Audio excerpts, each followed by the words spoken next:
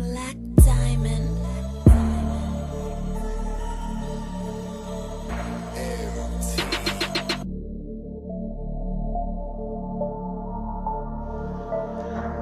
Плевен, Варна, между тях една коска ашапарна.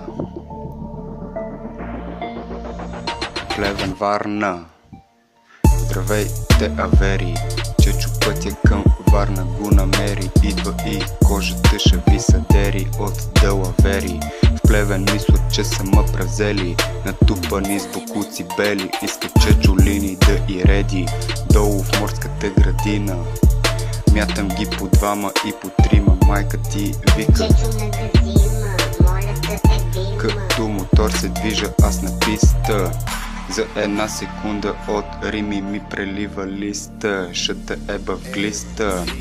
Нали знаеш, че аз съм моториста и те удрям като батиста. Не ме бърка даже и да сте 300 и се пъскаш като маниста. Никога не падам, аз съм алпиниста. На варненския плаж аз съм сърфиста. Чечо е голяма гад и се разхожда на червения площад. Като ме видят викат Еврика, дай да се напудрим от яката козметика, щото е много яка. Много яка. Много яка. Аха, наистина е много яка. Много яка. Като последната песен на Димака, тоя дето никога не пуши шлака и за хубавото чака. Няма трето, няма пето, идвам от Плевен, така нареченото гето. Там на Харабия всичко ти е взето, а ти си на мама детето. Идвам да изема портмонето, варненското плащче от чеченеца е превзето. Е превзето. Плевен, Варна.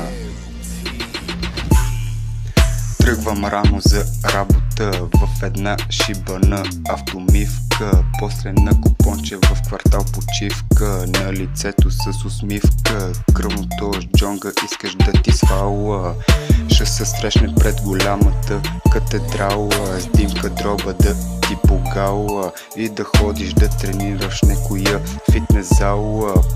Да не те пускам по течението с сала, отивам да пия бира в квартал Гала, после пак некое аверче го изчакала, да взема неговата бабала.